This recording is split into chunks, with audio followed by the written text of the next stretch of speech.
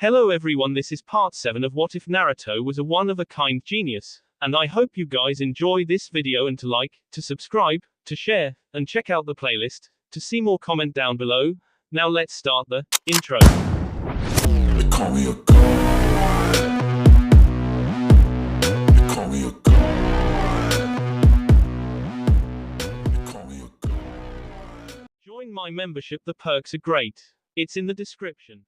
Birds chirped as they blasted off the surrounding trees as Naruto ran through the shadows of the trees. He was traveling through at great speed, in a terrain that was for training purposes. At the end of the line, he had his mother waiting for him. As he ran through, Naruto came across a tree marked with an X. Within a few seconds, a small Rasengan was formed at the palm of his right hand. He slammed the jutsu into the X mark. As the jutsu collided with trunk of the tree, it burst through the tree, breaking it in half. Naruto didn't stand around to witness his handiwork. He merely danced around the falling tree, and kept running. As soon as he was behind the falling tree, Naruto was welcomed by hurling kunais. The blonde kept running towards them. He wasn't to stop, or the train behind him would catch up. He clasped his hands, and kept on running as he needed his chakra, keeping it controlled. Futon. Wind breakthrough. Naruto shouted as he released gusts of winds and sped towards the hurling kunais.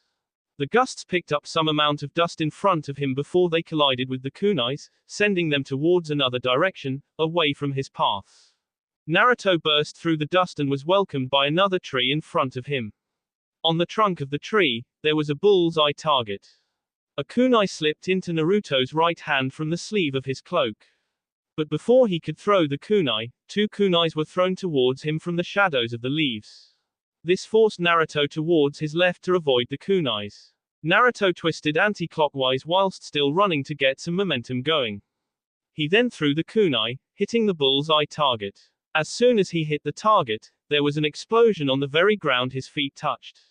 This forced the blonde to jump up and hop into a tree branch. As soon as he landed on the tree branch, two clones flashed into existence, flanking both his sides. The clones each sent a kick towards his forehead. Reacting simply on instinct, Naruto ducked under the kicks and used his footing to jump in a burst, flying past the two clones. As soon as he did so, Naruto twisted around to face them. He threw a kunai embedded with an explosive tag between the two, and set it off quickly. The tag exploded in a blitz of fire. Since Naruto was also close by, the blast also caught him, its waves to be exact. They sent him back slightly, forcing him to land on the ground on one knee. But as soon as he landed on the ground, three kunais were thrown into his sides, embedding on the ground. As soon as they hit the ground, Naruto was certain they had explosive tags on them. There was only one option on this. And indeed it was as he thought. The tags burst into a cloud of intense red flames. But as soon as the cloud formed, it was ripped apart by a raging tornado of wind. The tornado created powerful gusts of winds while rotating in immense speed. The flames were snuffed out quickly and the tornado died down, revealing Naruto. The blonde was on his knees, panting slightly. He wasn't given time to recover his breath as he was assaulted by a flying kick. The kick collided with his head and sent him flying towards a tree. Naruto cursed as his back brutally crashed into the tree. He wasn't given to nurse his pain as he heard a shout.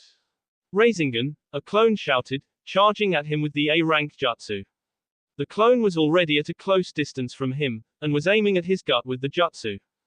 Naruto burst into a murder of crows. The crows flocked out of the way of the Rasengan and the jutsu crashed into the trunk of the tree, splitting in half. Naruto appeared behind the clone.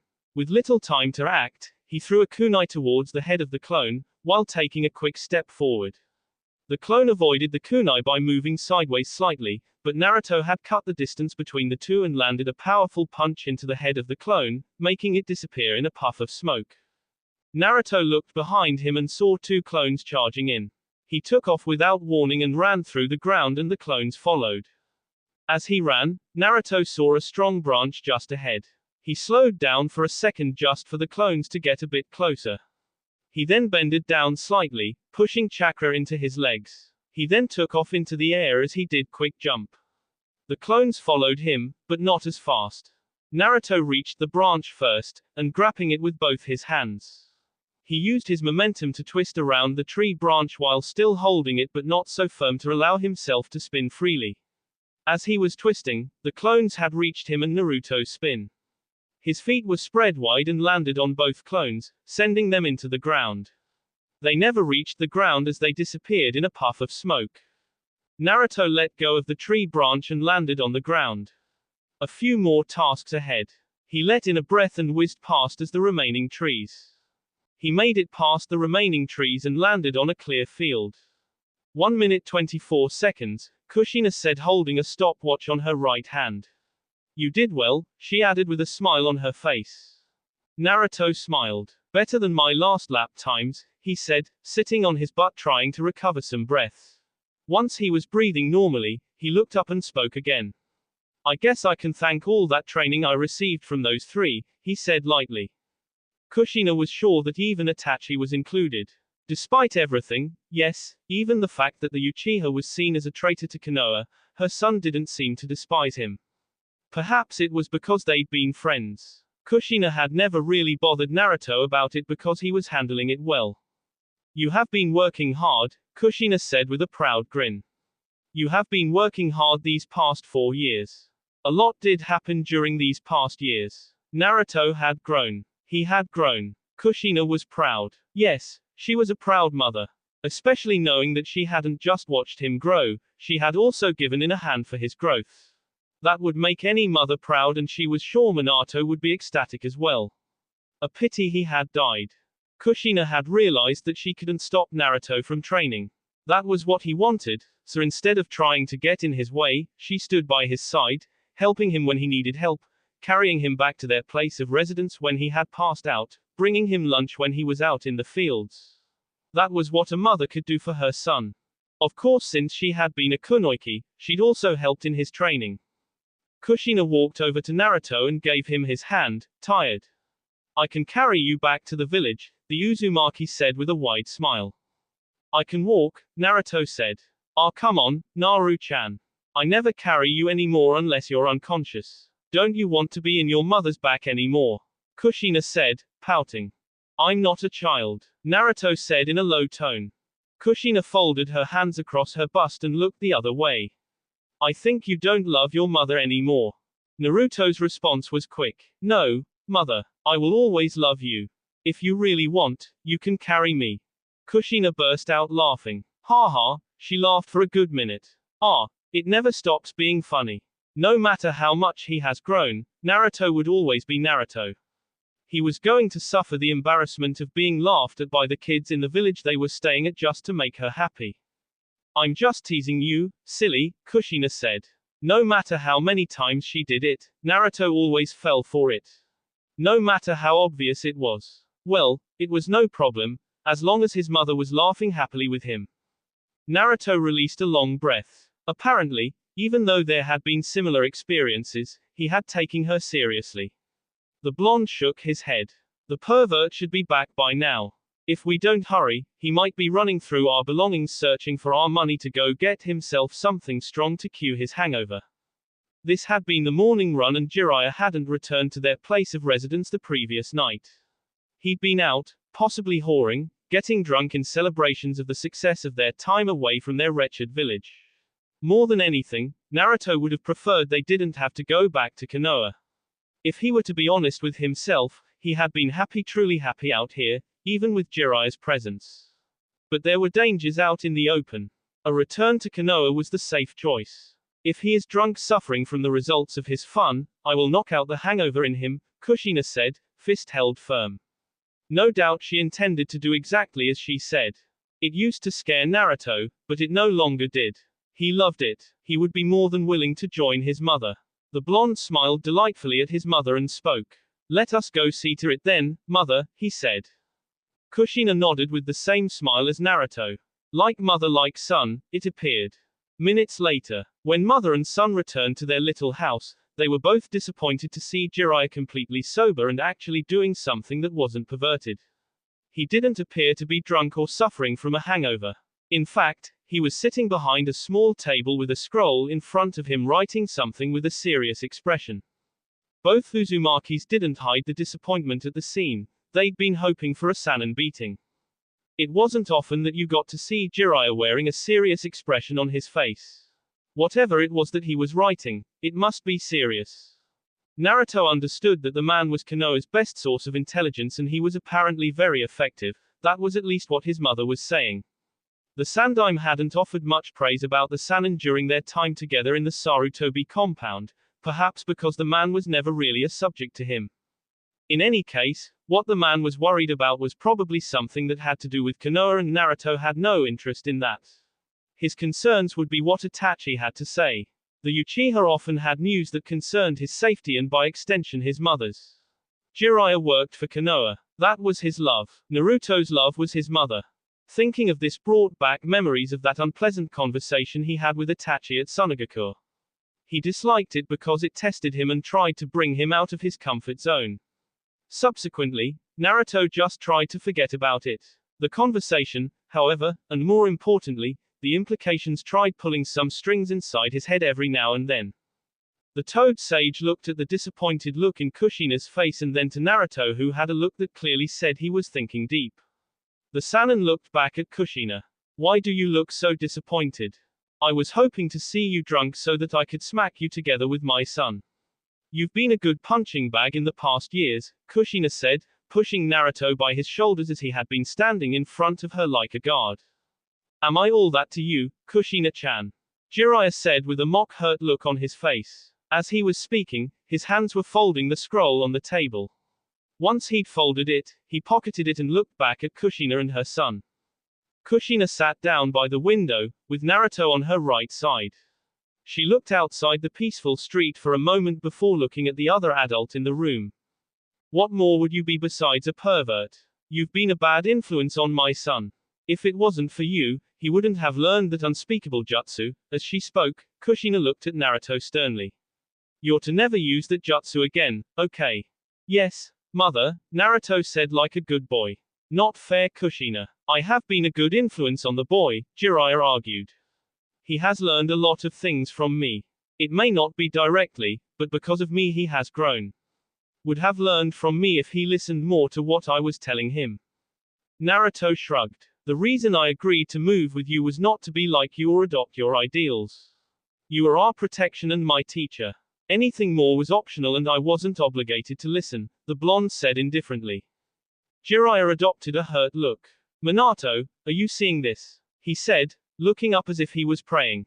After everything we have been through together, your son still treats me like crap. While you're at it, tell him I said hi and waiting patiently for the day we meet. Naruto couldn't help but say that. Did you hear that? Jiraiya said, still in his prayer mode. Jokes aside, things had improved between him and Naruto. The blonde may not consider him as family, but at least he was edging closer. Naruto wasn't always indifferent towards him. There were moments and the blonde was willing to have a conversation with him like a friend. That was an improvement. One would have expected more in 4 years, but Jiraiya wasn't pushing his luck. He wasn't forcing things. If he'd forced things, the blonde would have told him that he should return to Konoha and Kakashi would do. Naruto didn't have problem training by himself. Most of the training routines he did had been designed by the blonde himself. Jiraiya hadn't objected as they were highly effective, and since he wanted to be on the good side of the blonde, he had to be accommodating. He didn't have much to do though. Naruto had already received a lot of training back in Konoha. The Sandaime had truly drilled his wisdom into the boy and the boy used it effectively when training. You returned far quicker today. Only had one session? The Toad Sage asked, getting back to other serious matters. Naruto shook his head. I had a few. I've just become used to that routine. I will have to change it once I return to Konoha, the blonde said. Though, I doubt I will be able to draw one that will be healthy for my body. Perhaps I will continue with it until I get to complete it within seconds. Jiraiya just shook his head. With over 4 years of training, the blonde had improved greatly. He didn't have a lot in the ninjutsu arsenal, but that was because he insisted on knowing things would be usable. He said there was no use in knowing 100 jutsu and being able to use just 5 during battle. It was just best to perfect the few you had. But when it came to taijutsu, fuinjutsu, genjutsu and kenjutsu, the blonde excelled. What made him effective was the fact that he learned to perfect his control over his jutsus. Hell, the blonde could create a Rasengan in the blink of an eye. That was something Jiraiya wasn't able to do even with all his experience and years of using the jutsu. Your speed has improved greatly. Naruto was fast. What made Jiraiya frown was the fact that even though the blonde did learn the Haraishin, he never used it during a fight or training. I will only use it for my mother's safety, the blonde had said. To strengthen this, he didn't carry a Haraishin kunai with him. There was only one mark he could teleport to, and that was a mark on his mother. Konoha will be shocked when she sees how great you've become, Jiraiya said. He paused and adopted a serious look. Speaking of Konoha, there is something you must know as we are going back. What is it? Kushina asked, sensing some seriousness in Jiraiya's tone. Things might be different when you return to Konoha. I don't know how it got out, but the truth is out. The village knows that the Yondaime Hokage didn't just choose a random child to bear the Kyuubi. He chose his newborn son to save the village while sacrificing his life. So, how did the villagers take it? Kushina asked while Naruto remained silent, but unconsciously, Kushina's hand was already around him, pulling him closer to her, as if she was trying to protect him from something. They demanded the truth from the Sandaime, and admitted to it. Jiraiya winced about a thought running through his head. The reason I had us stop here was because I didn't want us to leave a trail of our movements anywhere. This village is hidden away from shinobi matters. It made it possible to just hide without anyone knowing anything. The people here don't even know who I am. No matter how much you try to tell them in your drunken state that you're the great legendary Toad Sage, Kushina added, a bit sarcastically. All the seriousness evaporated as Jiraiya smiled sheepishly. I tend to say a lot when drunk, the Sannin said a bit sheepishly. He then looked at Naruto. What do you think of this? Don't care much. That was Naruto's response, and predictable as it may have been, it made both Jiraiya and Kushina frown hearing. You will have to care eventually, Jiraiya said firmly. Kushina frowned, seeing where it was going. As much as I don't want to stand with Jiraiya on this matter, I don't think you'll have a choice, Naruto, she said to her son. Naruto just looked at her questionably. Jiraiya explained. Some villagers will still look at you with contempt. Some will just try to ignore you, and those few who were rational will like you. It is how things will be for a while. But Naruto, you're not invisible. You will grow into a fine shinobi and the villagers will notice, even if they don't want to. You may not care for Konoha, but when you continue doing great things as Konoha's shinobi, they will be forced to acknowledge you. Naruto frowned. It will be unfortunate. I have no care for fame or their affection. Their opinions have been pretty clear to me. People eventually change, Naruto, Kushina said. I have always told you this. Unless you're God, nobody remains the same forever. When circumstances change, opinions will change, people will change. You don't have to worry about anything, Jiraiya said. On the bright side of things, if the villagers change, they won't have problems protecting your mother. Predictably, Naruto accepted it with a smile. Jiraiya shook his head. Smart as the blonde was, he could be a simpleton at times. But that didn't make him stupid. Jiraiya was sure Naruto knew when his mother was being used to manipulate him. The blonde didn't disagree to it, nor did he show displeasure. In fact, he acted as if he was oblivious to it.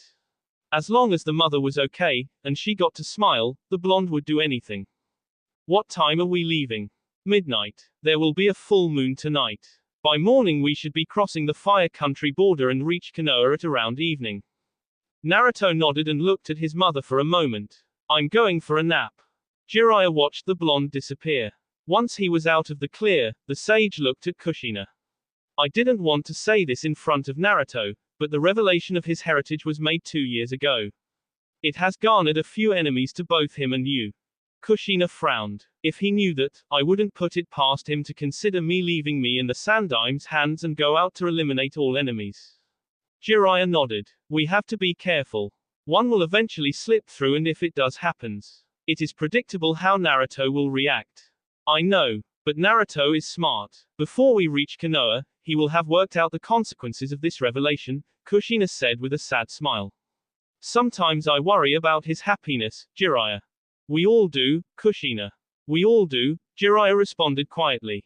He is still young though, he will eventually change. Konoha, the village hidden in leaves. It has been long, hasn't it, Leaf? Naruto found himself asking, as if the village had a voice of its own. Despite the question, Naruto felt no excitement over meeting this village once again. There was nothing but indifference. This was home, yet that house he'd shared with the perverted Sannin had felt like a home more than this godforsaken village. That village he'd left had grown to mean something to him. So much that if he ever heard that someone had disturbed its peace, he would hunt them down and slaughter them with his bare hands. Naruto shook his head. His mind was becoming more of a slaughterhouse. When the thought of things he didn't like ran rampant through his head, there had been thoughts of slaughtering whatever it was that was causing the disturbance. Perhaps it was the Kyuubi's chakra left within his chakra system that was making him have such bloody thoughts. It was certain whoever went into his head would surely have good nightmares. Are you blaming me for your own madness? A voice said within Naruto's head. Are you talking to me, now? Naruto asked the Beiyu that only spoke to him when it was convenient, which was why he kept the link active in case it had something to say.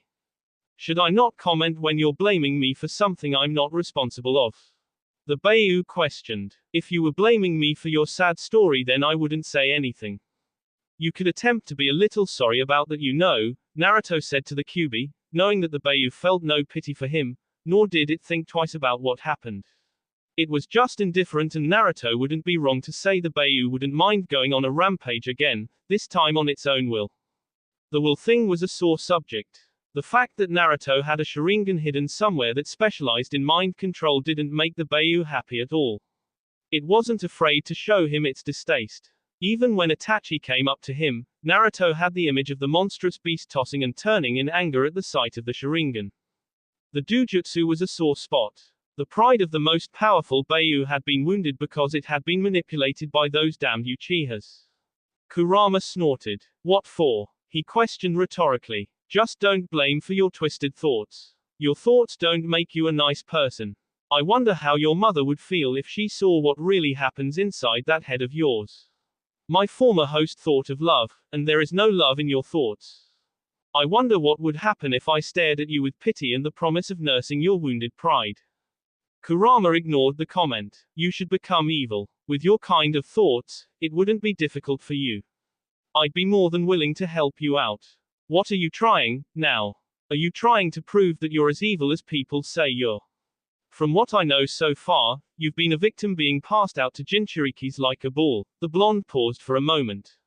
Are you perhaps trying to get me mad so to weaken the seal so you can be free? Worth a try. Wouldn't be worth it. You'd just be sealed again, and this time by a 11-year-old. Shukaku would certainly enjoy himself in your expense, Naruto said and cut the link. As he focused on the outside, he found his mother looking at him curiously. More troubles with my former prisoner. Naruto nodded. He released a long breath as he focused on the village hidden in leaves. He certainly had to watch out with his thoughts though. Or else he would certainly become something that would make his mother sad. Laughter roared at the back of his head. Yay, like something like that would happen. I really don't want to face the villagers, the blonde said to his mother. Well, there is nothing we can do about it. At least the animosity will be lessened and it will be pleasant for us to walk about without you having to defend myself from some monkey. Language Naruto, Kushina said sternly. Sorry, Naruto was quick to say. But yes, Kushina said with a nod. It will be a good change for us. Let us just hope that things eventually smooth out. And become good in the next couple of years. Naruto looked up into the sky. It was just past noon. They'd made it earlier than planned and Naruto was complaining, inwardly, of course. Once again, he sighed. Well, it seems your word of hope will eventually bear fruit, mother. What did I tell you? When reality is staring at you with a glare, it is difficult to see past it. For my age, it is even more difficult. The concept of hope isn't something that I can grasp, especially given how narrow-minded I can be, Naruto said to his mother. Well, I guess this is why I have you as a mother. Things would certainly be different if mother wasn't with me. Yay. I'm glad I'm here to raise you, Kushina said with a smile. Her tone was quiet. She was thinking of Minato once again. Come on, son. We don't want to keep the Sandaime waiting. With his age, he might die waiting. Naruto smiled. It came short of laughter. But it was something nonetheless. He isn't that old, mother. Kushina shook her head. That old man has been alive since the First Shinobi World War. Do you know when that was? I mean, he was even taught a few things by the Shodai Hokage. A man who lived along the times of Uchiha Madara, whose existence has become something of a myth today. Naruto looked thoughtful for a moment. When you put it like that, he didn't say anything further. We should hurry then. Hokage office. The Sandaime was inside his office along with Jiraiya, who'd come first while Naruto took some air at the Hokage monument along with his mother. The third was patiently waiting for the young blonde he'd come to see as his grandson. Really, he was excited to see young Naruto-kun again. He couldn't even hold back his smile, and he didn't feel like smoking today. If he hadn't been held back by something, he would have even gone to welcome the blonde and his mother at the gates. Yes, that was how much the blonde meant to him and how much he'd missed him. Jiraiya's presence was something that he had to be reminded as he dived into his thoughts. I wonder when I last saw you like this, the Sannin said to his sensei. Hiruzen smiled. It has been long, he said, shaking off his thoughts.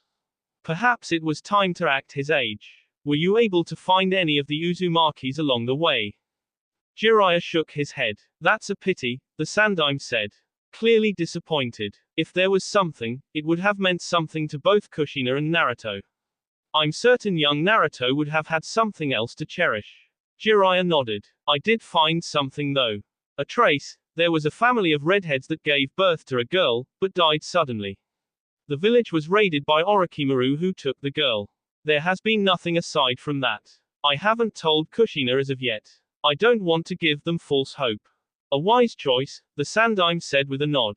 Besides, if Naruto saw that the news made his mother happy, he would try to find Orochimaru to get more details.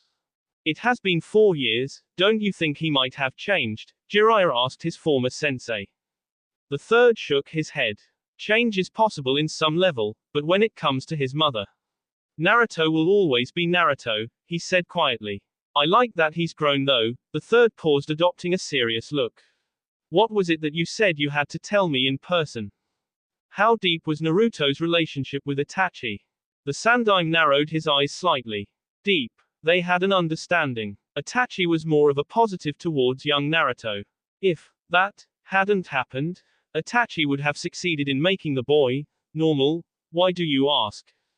Naruto has a contract with Itachi's summons. It would have made sense to me if he'd annulled the contract when Itachi fled the village. But he didn't, and doesn't hide the fact that he doesn't care much about what Itachi did. The Sannin paused for a moment. He also has a Sharingan. That was a shock to the Sandaime. What? How? It's not like that, Jiraiya said, trying to calm his sensei. It is implanted in one of his crows. He uses it for genjutsu. No doubt it came from Itachi. But why would Itachi give the eye to Naruto? And where he did get it from? How did you find out? I saw it while he was training. And he sort of used it on me while I was pestering him about something, the Sannin said rather sheepishly. What did he say when you asked? Brat told me to mind things that concerned me, and that my job was to train him and protect him and his mother. The Sandaime chuckled, picturing Naruto saying those to Jiraiya with a straight face.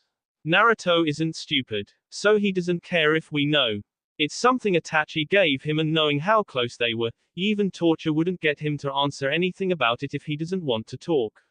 In any case, there is a reason Itachi gave the eye to young Naruto, and if you want the answer, you'll have to ask Itachi himself because Naruto won't tell you. That much I figured, Jiraiya said. Before the Sandaime could say anything, Naruto appeared in the office along with his mother via gusts of wind. The third blinked at the elemental Shunshin. He shook his head, smiling, and stood up. Naruto walked up to the old man and the two embraced. No words said. They took their time before Naruto returned to his mother's side. I missed you, my boy, the third said happily. You've grown quite well for your age. I assume your time away was good for your health and growth. Yes, it was, Naruto said with a small smile. I thank you for it. We experienced so much good because of your consideration. Anything for you, the third said, turning to Kushina with a warm smile. Kushina-chan, you haven't aged. Uzumaki genes, I presume. The Uzumaki nodded. Naturally, she said. You on the other side. The Sandaime merely chuckled. Well, age hasn't been good to me. And this office doesn't make things easy for my body. But I'm still holding on. Kushina nodded. Good, she said. Naruto would cry for the first time in years if you suddenly kicked the bucket. I still have a few years in me, he said looking at Naruto.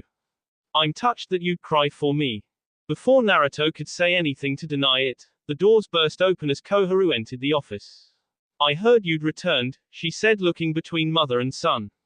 Good, you're in one piece and look healthy. Wouldn't want anything happening to the Yondaim's legacy.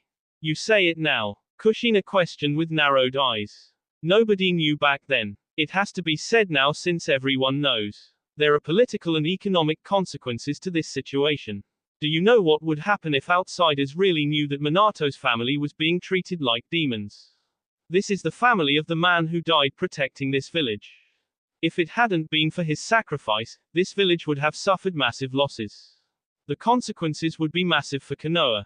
The Sandaime knew it all too well. Minato had many admirers outside. If people knew that Konoha held no love for his family, even after dying for this village, those people would certainly abandon Konoha as it has abandoned its greatest hero's family. Nevertheless, this wasn't the place and time to say it. And that woman wasn't the one to be saying it after all these years. What do you want, Koharu? I told you not to come to my office when not called. The Sandaime spoke in a very Hokage tone. I just came to let me know of their position before anything happens. I know you care too much to make some things clear to them. Koharu said, shaking her head. Be thankful to him that he shot down and promised pain to anyone who proposes we marry you off to restore the Uzumaki clan. Jiraiya, the Sandaime, and Kushina froze when the old woman said those words. Well, at least we can still. What did you just say? What did you just say? Koharu noticed that the atmosphere in the office had become suffocating. She looked at Naruto carefully. He was looking at her with these cold eyes that threatened death. What do you make of my mother, you loathsome monkey? The Sandaime motioned for an Anbu to come and take Koharu away, and that occurred within a few seconds. And everything returned to normal. Well, somewhat. Well, Sandaime-sama, thank you for everything. Naruto and I had a lovely time, Kushina said smiling, as if nothing had happened. Come on Naruto. Let's go home. Our house must be full of dirt and dust. Plus I have got to see Mikoto-chan. That said, both mother and son disappeared in a swirl of leaves. That kid will become a monster if something happens to his mother, Jiraiya said. The Sandaime nodded. Someone you don't want to carry overwhelming power, but yet he has all that. Difficult situation, huh? Yay, Jiraiya said. You're not really surprised he called Koharu a monkey and spoke in a very cold tone that sent chills even to my spine. He was always like that, the third said with a shrug of his shoulders. He calls the villagers who hate him monkeys. Back then, it was Kushina who was violent when something she didn't like was said about her son. Now with Naruto powerful enough to act, we will take that role from his mother. Isn't that a problem? Not when it's manageable, the Sandaime said calmly. Kushina is Naruto's limit. As long as she is there he won't do anything. That was a good example of it. He didn't attack Koharu. He just stared at her with death and might have threatened her. I know how to handle him. I will take that urge off. Right now, only Kushina is his life. All we have to do is move some pieces closer and rain down the urges. Get someone into his heart and make things work out. He's predictable as he is. But once this stage passes, he will grow further. Sometimes I wonder how Danzo manages to get under your skin. Jiraiya said with a shake of his head. Senju compound. It was as expected. There was dust everywhere. No one has been living in the place for 4 years. That was the thing one would expect to see.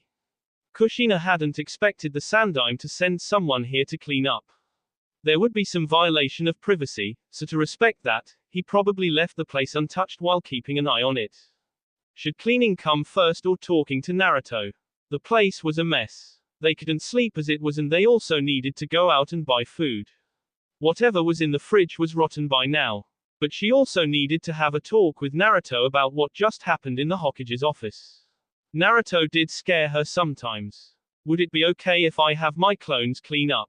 Naruto said to his mother. They can do everything quickly and save you from some work. We can only do the finishing touches and what you think hasn't been put in the right place. Kushina nodded. Do that, she said. She'd forgotten about that jutsu. Then again, she wouldn't have asked her son to clean the house by himself. She would have asked he help her clean up, not see that he cleaned the mess alone. But since he was using his clones to do, she could live with it.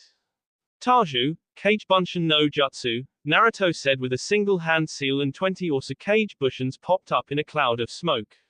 Orders were clear: clean the house. The clones divided the chores amongst themselves and Naruto approved. Come on, let's go sit outside the garden while they clean up, Kushina said, walking towards the back door. Naruto followed silently. As they reached outside, Kushina felt relieved that it had been taken care of. It would have been disaster if it had been left alone without anyone taking care of it. Both mother and son walked towards the tree that breathed at the back of the house and sat down, leaning against its trunk. Kushina looked at Naruto with a look on her face. When Naruto merely looked at her curiously, she sighed. Normally, I would have been the one to react to that statement, she started.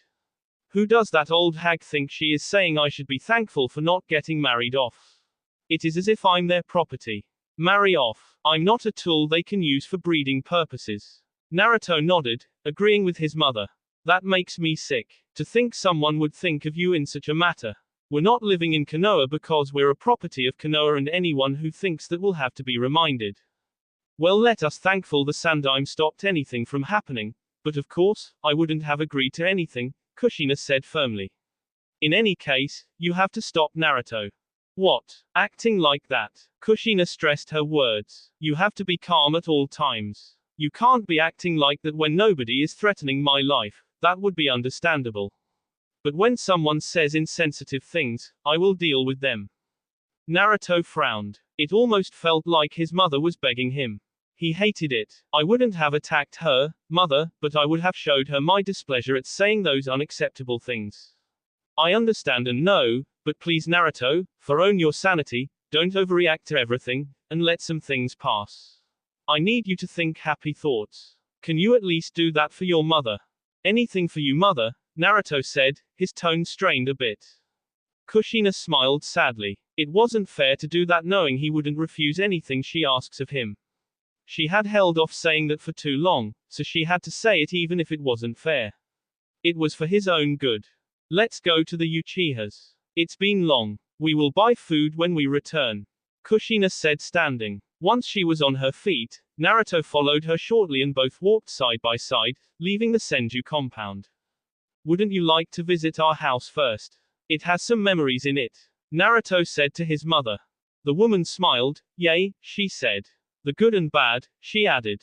Uchiha compound. Well, that was interesting, Naruto said to his mother as they entered the Uchiha residence.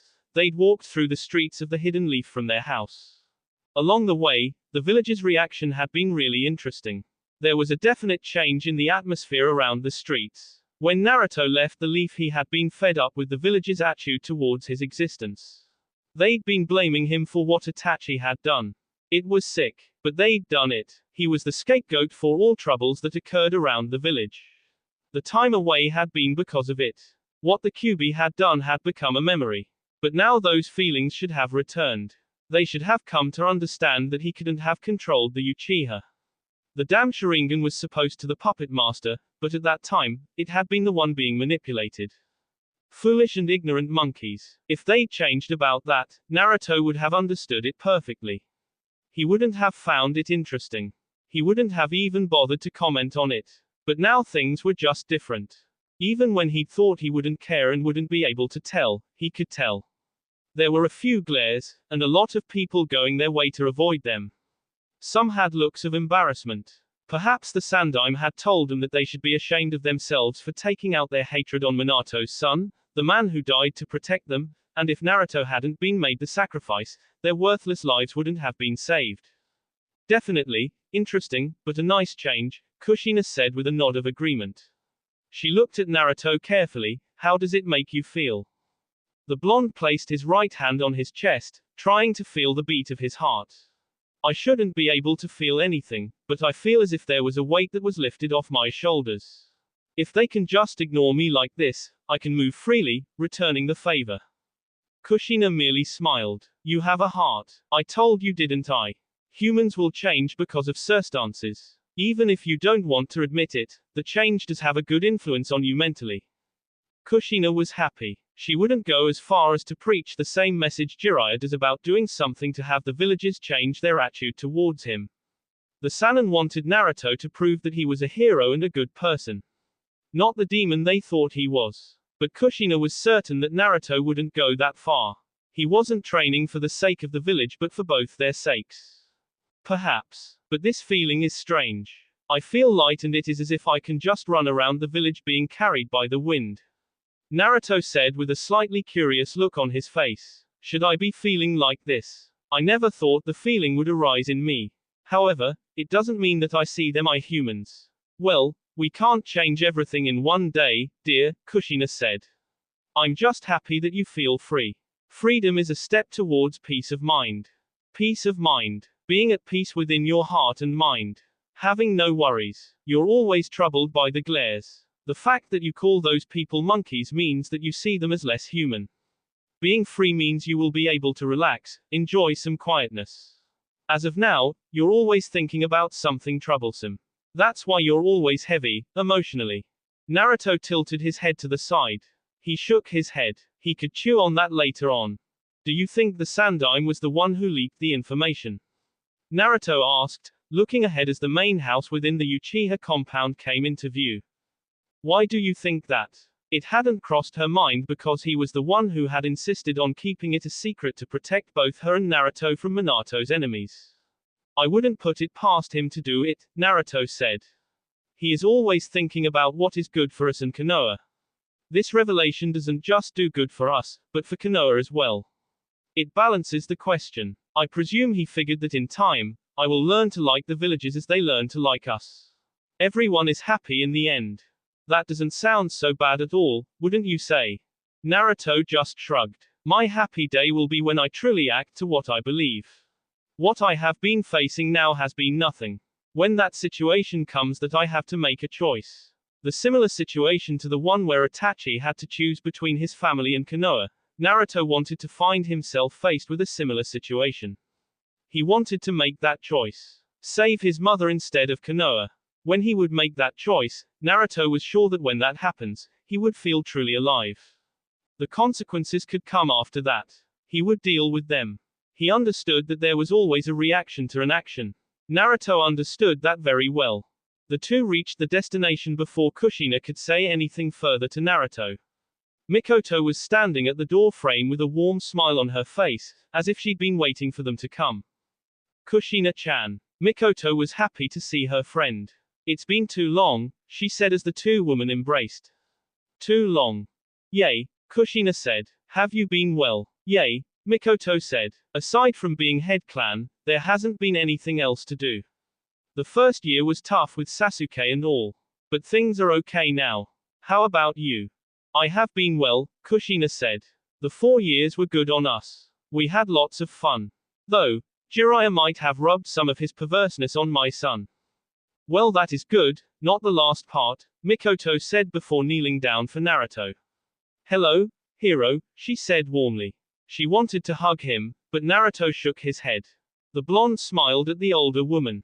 He held up his right hand, Mikoto did the same, and the blonde took it before he kissed it. It has been a while, Mikoto-san. I have missed your beautiful smile. Oh, you're a gentleman, now. Mikoto said with a wide smile. Jiraiya taught him to you. I just observed and it is apparently who you treat women. Mother approves. I don't understand though. She has said I should always smile, but sometimes when I do this, she hits me. Naruto said. The confusion was apparent in his face. Mikoto merely smiled at the boy and looked at Kushina. If he had the heart, he would be a ladies' man. But because he is Naruto, you shouldn't worry too much. I know, but I can't help it, Kushina said. Where is Sasuke? Training ground, Mikoto said. At the back of the house, she said to Naruto. Naruto had a frown on his face. This wasn't an ideal thing for him. He disliked the responsibility that had befallen on him, especially with the fact that there was this child. Yes, the young Uchiha may be slightly older than him by a month or less, but he had been the adult in their short time together and the Uchiha had been frustratingly childish. Well, he had batted up the boy really good. He doubted the Uchiha would make any stupid moves in his presence. Well, he had a lot to be thankful of because of Itachi. The Uchiha really had given him a lot. All the warnings and the slight change he had caused in his life.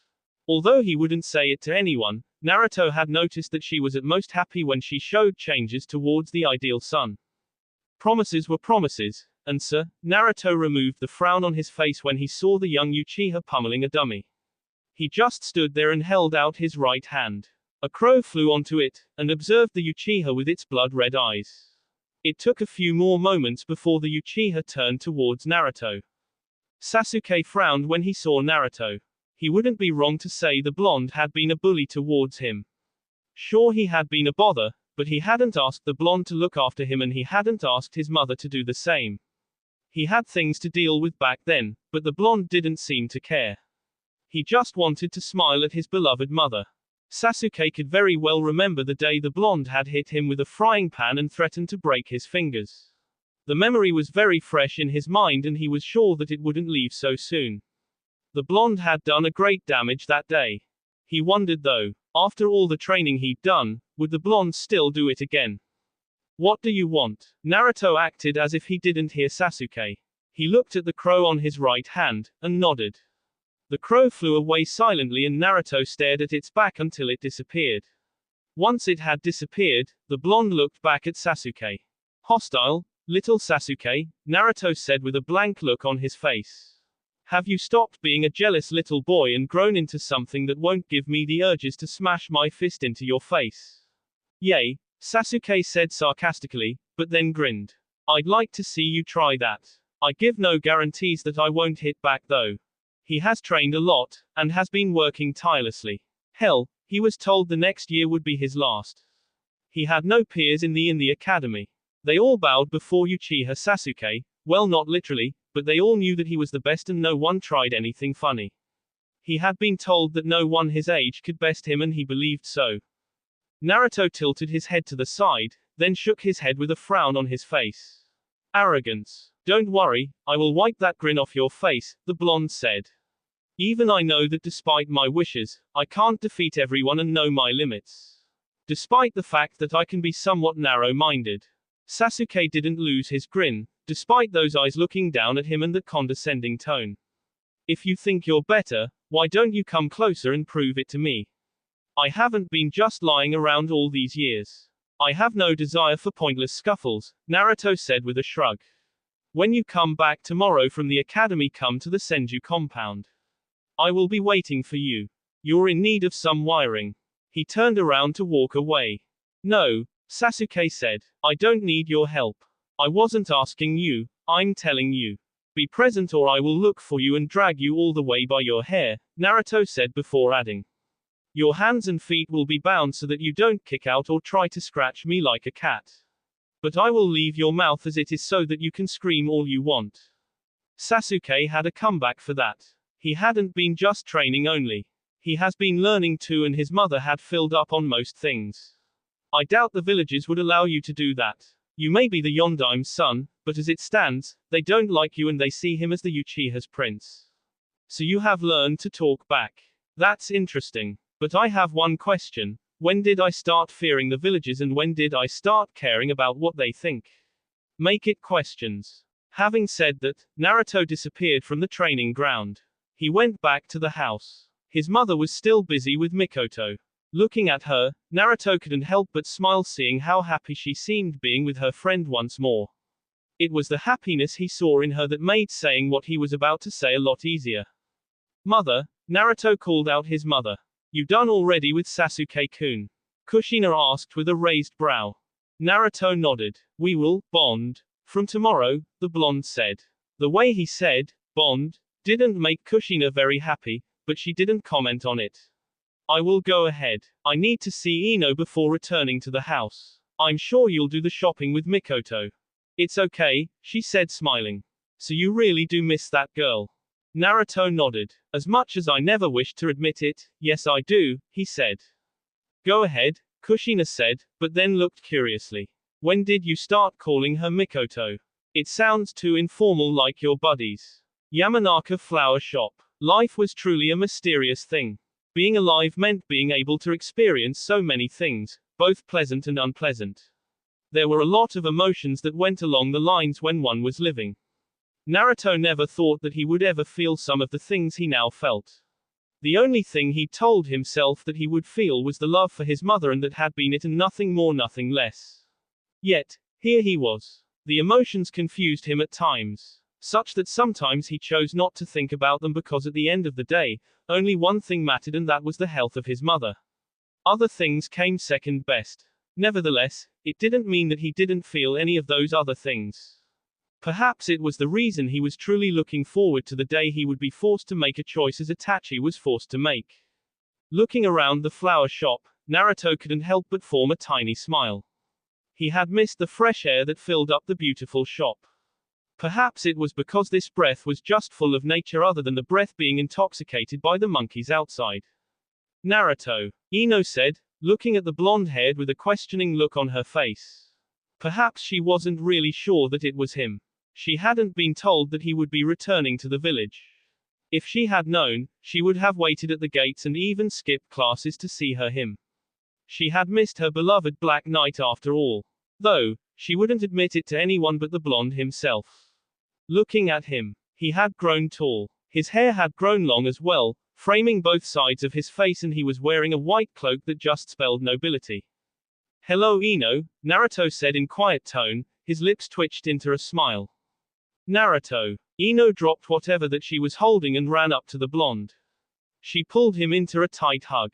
The fact that Naruto just stood there slipped her mind as she was too overjoyed to see her knight. I missed you. Do you know how many times I wished I could write to you or just even see that blank expression of yours? The blonde girl said, now staring at Naruto's eyes. So apparently, when you really miss someone, you miss even those things that annoy you. It couldn't be helped. I was a bit too far away, Naruto said with a shrug. You've grown well. I'm glad you noticed, Ino said with a grin. Can't you show some excitement? Don't tell me your mother forced you to come here, she frowned. Is it that you didn't miss you as well? Maybe, Naruto said just to get a reaction from Ino.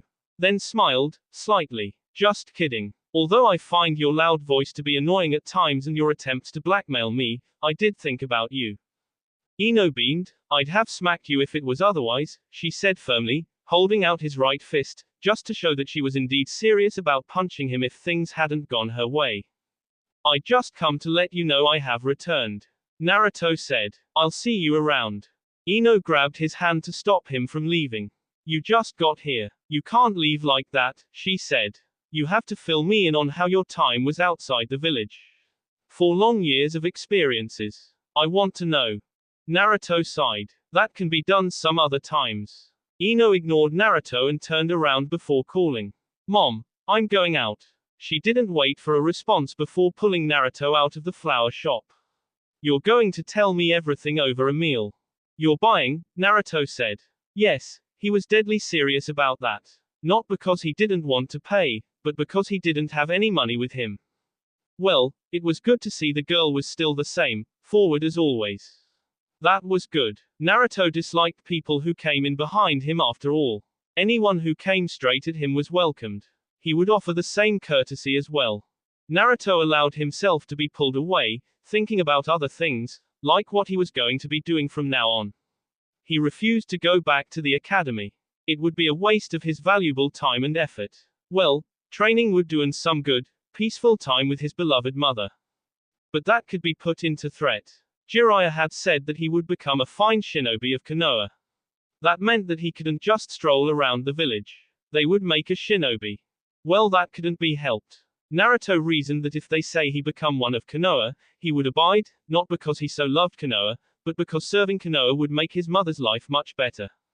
Later, the third Hokage, Hiruzen Sarutobi, was still inside his office, working through some things.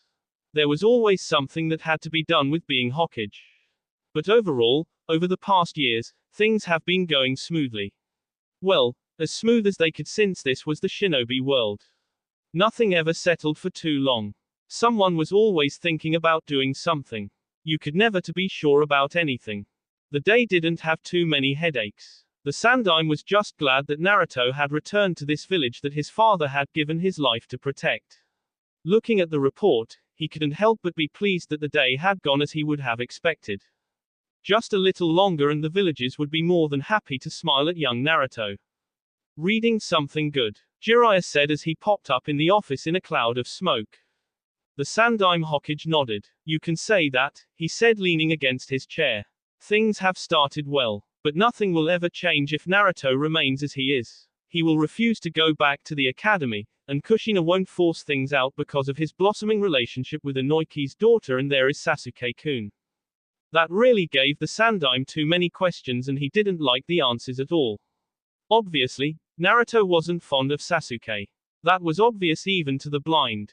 But the blonde still went out his way to help the young Uchiha. The Sandaime believed that it had something to do with Itachi. The Uchiha had helped Naruto a lot. The possibility could be that Naruto was merely doing it as a favor or that Itachi had asked Naruto. The latter possibility opened a door that led to the realization that Naruto might know about Itachi's mission. He has also made some friends in Suna, Jiraiya said. So in terms of friends he isn't lacking. The emotional attachment is questionable though.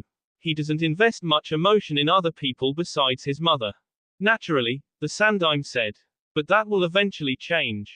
I told you, didn't I? I just have to move the pieces accordingly and Naruto will eventually grow attached to someone. He is still very young, and has yet to understand all his emotions. As he grows with these people, he will to like them. Jiraiya nodded. He had seen it outside Konoha. The blonde didn't have problem with anyone. Perhaps it was Konoha that was the problem. This village has been nothing but a pain to him. What about how the villagers view him? You said it yourself, if things remain as they are, nothing will change. The Sandaime smiled. I have a solution for that, he said, taking out a headband from one of his drawers. This is Naruto's. He will become a shinobi of Konoha when others graduate. For now, he will have to do something, serve the village. Even if he doesn't grow to love this village, working for it will make him feel a sense of duty towards it. You mean you want to have him join Anbu? Jiraiya asked with a frown. He isn't nearly good enough for it. But he can manage. Although I don't want to admit it, he is much more suitable for it. The Sandaime nodded. We have to keep him out of the light for now. Anbu will help grow stronger than he is. Given what is coming ahead, there is no other choice. You will have to that through Kushina. The Sandaime nodded. I will explain things to her. She has to know the threat that is after her son. Minato had many enemies. You can't always be there 24/7. He has to protect himself and his mother. She won't like that, but for their survival, this has to be done. The third, going to another matter. I have had some nations throwing in the daughters at Naruto. Lucky brat, Jiraiya said in thought.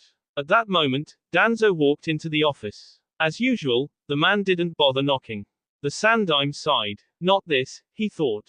I was wondering when you'd come, the third said to Danzo. Let's hear it. I'd like to know how the boy has improved over the past 4 years. With the revelation of his heritage, he is no longer just a weapon, but if used correctly, he can become a powerful political tool. You can go home if that is what you came to inquire about, the Sandaime said in a flat tone. If you get anywhere near Naruto, I will have your head hanged at the Hokage monument, Danzo. That will be all for this video. Be sure to like, subscribe, share, and comment down below for more videos. Goodbye.